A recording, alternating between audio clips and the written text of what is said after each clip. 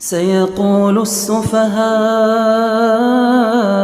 من الناس ما ولاهم عن قبلتهم التي كانوا عليها. کعبہ کو انسانوں کے لیے ثواب اور امن کی جگہ بنایا. تم مقام ابراہیم مسجد حرم میں ایک مقرر جگہ کا نام ہے جو کعبہ کے دروازے کے سامنے تھوڑی بائیں ہٹ کر ہے. اس کو مصلب کہا جاتا ہے. اور مقرر کر لو اس جگہ کو. اور ہم نے ابراہیم علیہ السلام اور اسماعیل علیہ السلام سے وعدہ لیا کہ میرے گھر کو طواف اور اعتکاف کرنے والے اور رکوع اور سجدہ کرنے والوں کے لیے پاک اور صاف رکھو. اب یہاں پر دیکھو الحمدللہ کتنی اچھی بات ہے کہ ایک اہم نبی کو چن لیا گیا اہم کام کے لیے. یعنی کہ اللہ نے اپنے گھر کو بنانے کے لیے بہت ہی سب سے عظیم نبی جو ابراہیم علیہ السلام جو پوری طریقے سے اپنے آپ کو اللہ کے حوالے کر چکے تھے اور اسماعیل علیہ السلام بھی, تو اللہ نے ایسی ہستی کو چن لیا اور کہا کہ میرے اس گھر کو بناؤ. اور اللہ نے ان کے اس عمل کو بھی ضائع نہیں کیا. یہاں پر بھی ان کے لیے گفٹ رکھا. وہ یہ ہے کہ جس جگہ پر ابراہیم علیہ السلام کھڑے تھے اس جگہ پر جو ہے ابراہیم علیہ السلام کے پیروں کے نشان آج بھی موجود ہے جو ایک کانچ کی فریم میں بنا کر رکھ دیے ہیں. اور پھر جب جو بھی حاجی جاتا ہے تو اس جگہ کو دیکھتا ہے اور اس جگہ کو جو ہے جا کے ہر کسی کو 2 رکعت نماز پڑھنا ہے جو ابراہیم علیہ السلام کی پیروں کے نشان کی جو جگہ ہے. اب اس کا یہ مطلب نہیں ہوگا کہ یہاں پہ مطلب آپ کے نشان کے ہے اس کے لیے پیروں کے اس جگہ پہ پڑھ نہیں. یہ اللہ کا حکم ہے, یہ ابراہیم علیہ السلام کی سنت ہے, اس میں شرک نہیں آئے گا. یہ بھی اس بات کو کلیئر کرو کیونکہ دماغ میں کوئی بھی بات آ جاتی ہے کبھی کبھی, تو یہ ہے. اور دوسری یہ بات ہے کہ اس گھر کو جو ہے پاک اور صاف رکھو. پاک اور صاف رکھو اس کا مطلب یہ نہیں کہ پانی ڈال کر اس کو دھو صاف کرو, وہ تو ایک اوپری صاف صفائی ہے. اندرونی صاف صفائی یہ کہا گیا کہ یہاں پر جو ہے شرک اور بت پرستی کا ماحول نہ ہو بلکہ صرف اور صرف توحید کی آواز گونجے اور صرف اور صرف ایک اللہ کی عبادت کے لیے اس گھر کو اچھا کر لو. اور پھر کہا, اور جب ابراہیم علیہ السلام نے دعا کی کہ اے میرے رب اس شہر کو امن کا شہر بنا اور اس یہاں کے باشندوں کو میں سے جو اللہ اور آخرت پر ایمان لے آئے ان کو پھلوں کا رزق عطا کر. فرمایا کہ جو کفر کریں گے انہیں بھی زندگی کے سامان سے فائدہ اٹھانے کا موقع دوں گا, پھر انہیں دوزخ کے عذاب کی طرف گھسیٹوں گا اور وہ بہت ہی برا ٹھکانہ ہے. دیکھو اللہ سبحانہ وتعالیٰ بہت انصاف والے ہیں. سب سے پہلی چیز تو ابراہیم علیہ السلام نے اللہ سبحانہ وتعالیٰ سے کہا کہ یہاں کے لوگوں کے لیے کیا ہے, پھل دینا. آپ دیکھیں گے وہاں کی جو زمین ہے پوری کی پوری ایک دم ایسی ریت کی جیسی ہے. ممکن ہی نہیں کہ وہاں پہ کوئی چیز مطلب ایسی زمین ہے وہ کہ مشکل ہے کہ وہاں پہ کوئی چیز آ سکتے ایسی زمین پر. لیکن ابراہیم علیہ السلام کی یہ دعا ہے جو ایک ایسی زمین پر بھی اللہ نے میوے کے جھاڑ نکالے, پیڑ نکالے. یہ دعا حضرت ابراہیم علیہ السلام نے اس لیے کی تھی کہ مکہ ایک ایسا علاقہ ہے جہاں کھیتی باڑی نہیں ہوتی تھی. وہاں اس وقت پرندوں کو چرانے اور شکار کے علاوہ کوئی اور کمانے کا ذریعہ ہی نہیں تھا. اسی لیے حضرت ابراہیم علیہ السلام کی یہ دعا قبول ہوئی. اللہ تعالیٰ نے اس بنجر زمین میں بسنے والوں کو پھلوں کی روزی عطا کی اور کھجوریں بھی اس میں شامل ہے.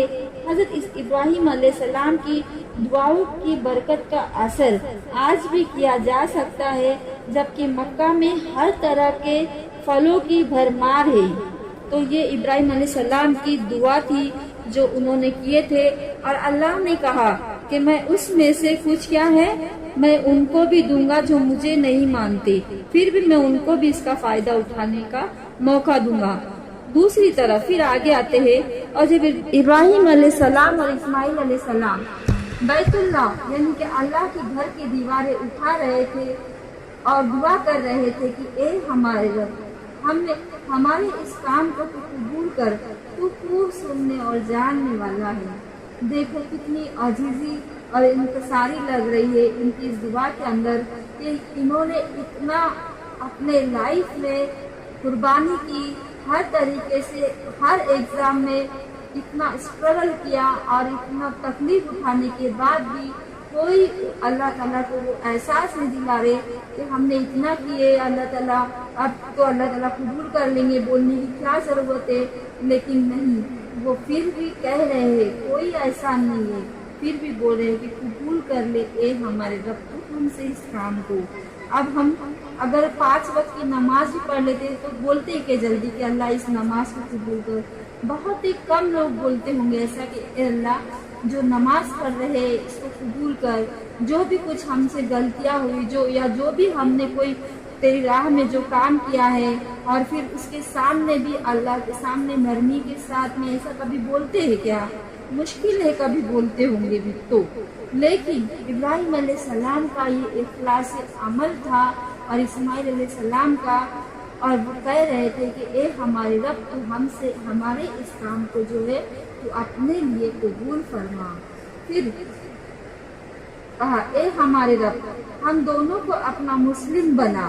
دیکھو مسلم کا مطلب ہوتا ہے کہ فرم بردار بنا، اور اتنا فرم بردار ہونے کے باوجود بھی پھر بھی بول رہے ہیں کہ اے ہمارے رب تو ہم دونوں کو فرم بردار بنا۔ یہ کیسا ان کا اخلاص تھا ابراہیم علیہ السلام کا، اور ہماری نسل سے ایک ایسی امت کو برپا کر جو تیری فرم بردار ہو، اور ہمیں اپنی عبادت کے طریقے اور توبہ قبول، ہماری توبہ قبول فرما، بے شک تو ہی توبہ قبول کرنے والا اور رحم کرنے والا ہے۔ اب یہ کہہ رہے کہ ایک ایسا رسول اٹھا، پھر اس کا مطلب پہلی چیز تو کہا کہ ہمیں تو کیا کر مسلم بنا۔ اب یہاں پر انہوں نے یہ نہیں کہا یہودی اور نصارہ کا تو ذکر دور کی بات ہے، صرف اور صرف کہا کہ بس تو ہمیں کیا بنا، مسلم بنا۔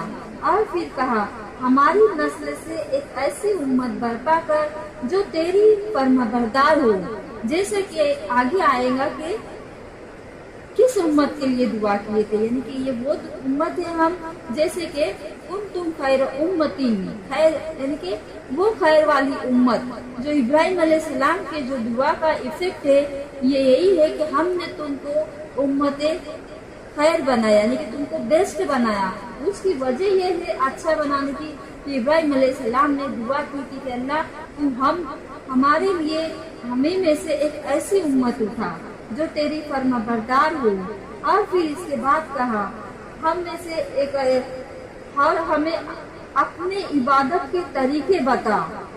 اور پھر کہا تو قبول فرما، کیا کر تو ہماری توبہ کو قبول فرما، بے شک تو توبہ کو قبول کرنے والا اور رحم کرنے والا ہے۔